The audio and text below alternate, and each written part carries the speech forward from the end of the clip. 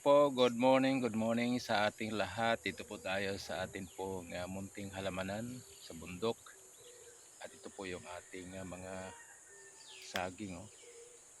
Nakaka-recover na rin, mayroon na rin mga nagbubunga.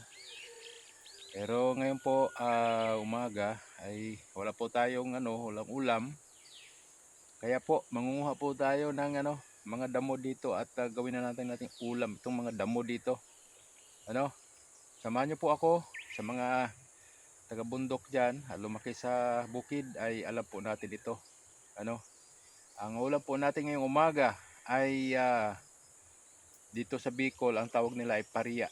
Pero ito po ay ampalayang ligaw. Ayan, so samahan niyo po ako, mangunguha po tayo. Ulamin po natin ngayong umaga, gulay po natin ngayong umaga. At sa ganito pong edad po natin ay kailangan na po tayo mag-ingat sa lahat ng ating mga kinakain. Kasi yung ating mga kinakain ay posibleng magiging dahilan ng ating karamdaman. Ayan, so habang maaga pa, habang wala pa, prevention is better than cure. Yan. So, hindi kailangang bungga lahat ng mga kinakain natin, pero hindi naman nakakatulong sa ating kalusugan. So, samahan niyo po ako, mangunguha po tayo ng wild ampalaya. At yun po yung ating ulam ngayong umaga dito sa bundok. Yan. Mura na, ay mura, libre pa pala, libre pa at nakakatulong pa sa ating kalusugan. Ito po para sa mga may mataas ang sugar, maganda po ito. So ano po pa bang mga pakinabang, abangan nyo po mamaya. Dagdag po natin sa atin pong video yung mga benepisyo sa pagkain o paggulay ng ito pong wild ampalaya o maging yung talbos na rin ng ampalaya. Ang sarap po yan, haluan ng munggo at konting taba na pinakapis na taba ng baboy. Konti lang, wag marami. Pwede din po yung chicharon, minsan na yun ang ginagawa natin. So samahan niyo po ako, kumuha po tayo ng wild ampalaya. So ito po ay tumubo lang po dito sa ating sagingan, no? Yan. So, siguro mga 3 dangkal, 2 dangkal mula sa pwede na, oh. Oh. Walang halong chemical. Oh.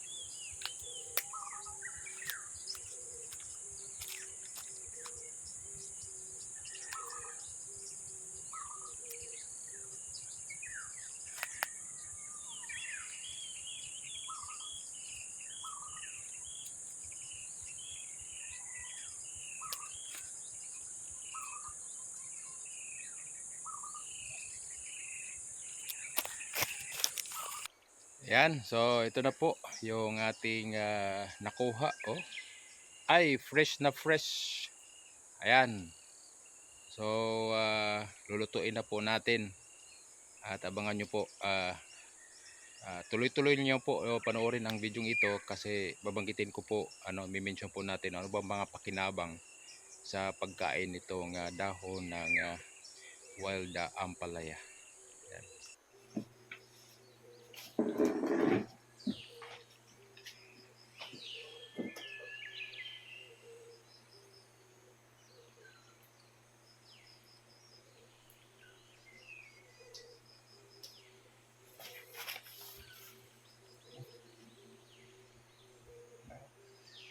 So, yun na po. Nahimay na po natin.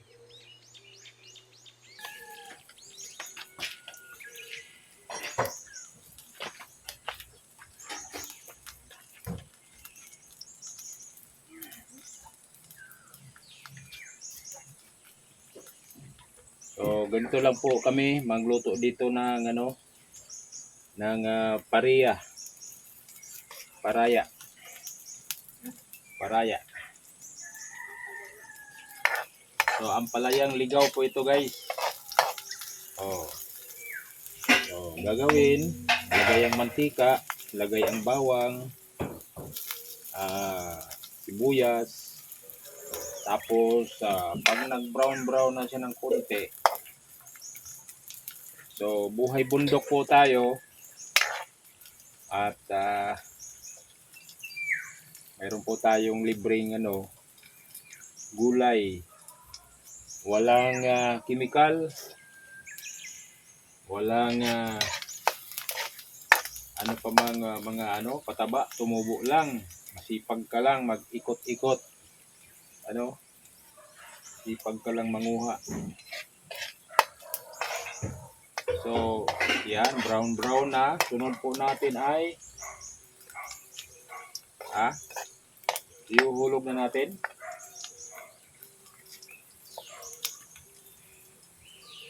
Yan. Lahat yan. Nabasa ko natin yun Sama na sabaw. Yan. So, ito po. Yan. Kunti lang yan kasi pag nagtipis yan, konti na lang yan. So, wag masyadong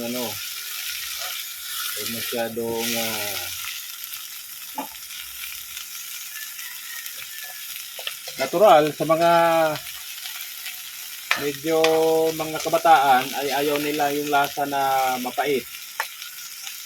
Pero para sa atin na mga maedad na, yun po ang nagbibigay ng sustansya at saka benepisyo. Yung health benefits niya ay makukuha doon sa lasa na mapait na hindi maalis yung asin. Ay, lagyan ng asin, lagyan ng kunting magic sarap. Oh.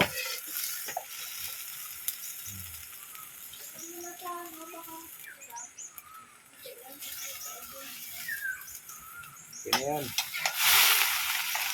Lagyan na lang.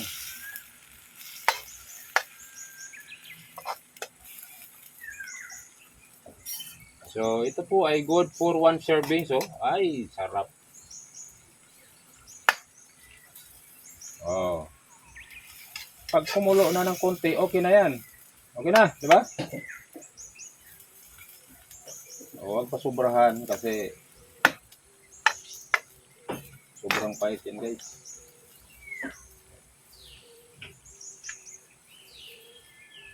Okay.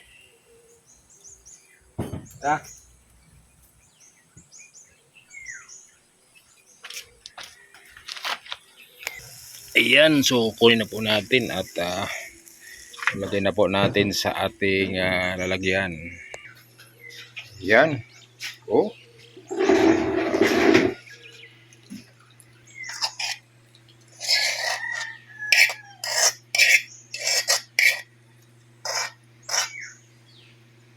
Very good. Oh, di ba? So ito po ay dagdag na kaalaman na po kung ano po yung ito pong wild ampalaya o wild bitter gourd. Yan, yun po yung tawag diyan. So, wild bitter gourd, ang tawag po sa yung scientific name niya ay Momordica charantia. Often more protein than cultivated varieties. It is a nutrient-dense food high in antioxidant. Oy, grabe pala itong mataas pala sa antioxidant itong wild bitter gourd o yung ito po, wild ampalaya. Vitamin C and A, iron, and fiber. It is renowned for managing diabetes. Ay, grabe to. Alam po natin ampalaya siyempre.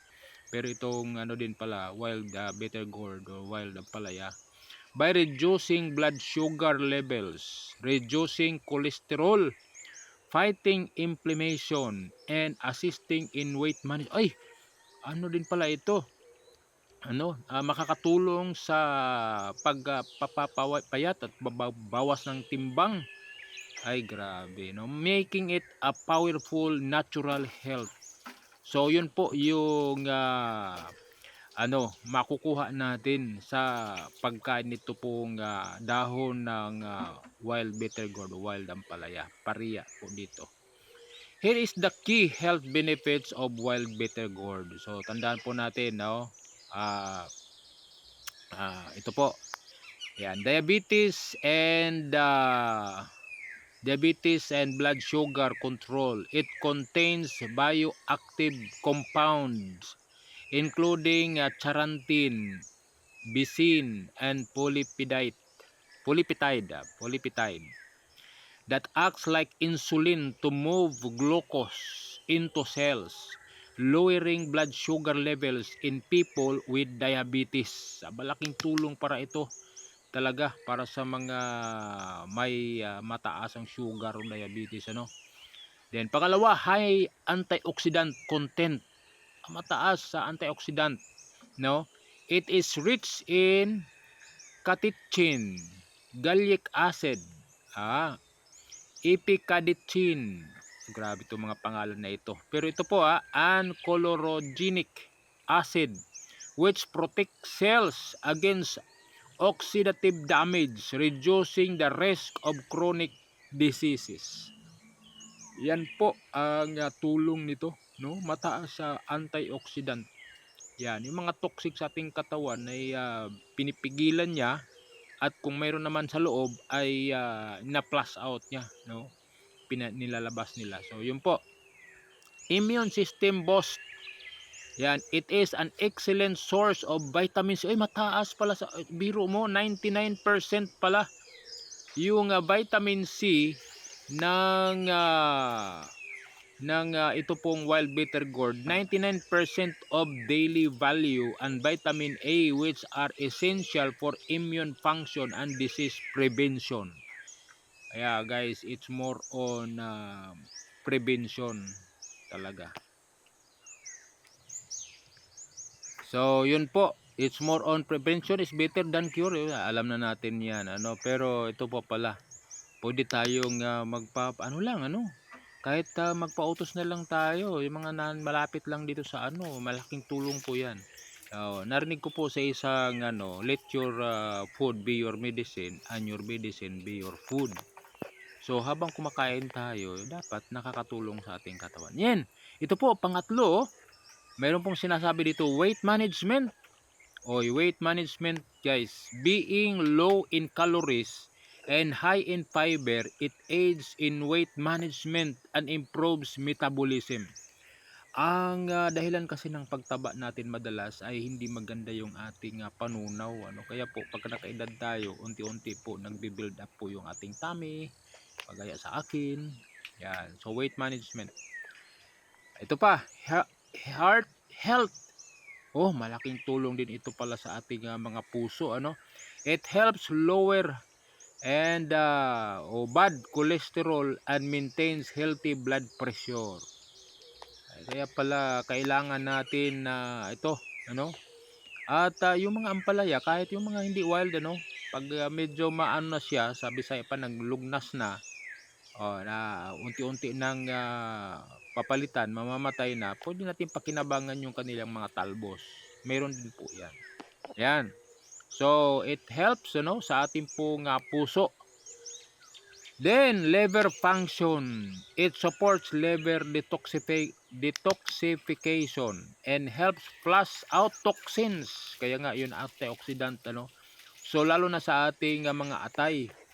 Oh, kaya po nakakatulong ito para i-flush out yung mga toxin. Yung mga bisitang hindi natin kailangan sa ating katawan ay ilalabas niya. Yun lalo na sa ating liver, sa ating atay. Then, isa pa. Ay ito parang maganda sa akin ito. Skin and hair health. Oh, skin and hair health. Maganda pala ito sa akin. Dapat ito lagi kasi baka magtubo pa buhok ko. The high vitamin content, particularly vitamin C, promotes skin health, reduces acne, and improves hair texture. Ay kung wala ng buhok, wala ng texture. Pero yun po nakakatulong po sa ating balat at sa ating buhok. Siguro kung man ay nagpapakintab siya, ito malusog na buhok talaga. Disclaimer lang po, while highly nutritious, while bitter gourd may not be safe for pregnant women, and its protein effect on blood sugar means those on diabetes medication should consult doctor before adding it to their diet as it can cause dangerous drops in blood. Kailangan may konsulta pa rin sa ating manggagamot. Ayan. So, to help you get the best out of this, let me know. Yan. May pong sinasabi dito. Yun po. So, yun po yung ating mga dagdag na mga kaalaman patungkol po sa wild bitter gourd or layas na ampalayang ligaw. Yan po. So, continue to support sa channel na ito at kung gusto pa nating madagdagan kaalaman tungkol po sa ating mga buhay bundok at mga ginagawa dito and may mga dagdag pa tayong mga kaalaman na mga tanim na pwedeng makakatulong sa atin, pang mga benepisyo, maring nandyan lang sa ating mga bakuran, pwede po nating malalaman habang tayo po ay nandito. God bless po. Bye bye.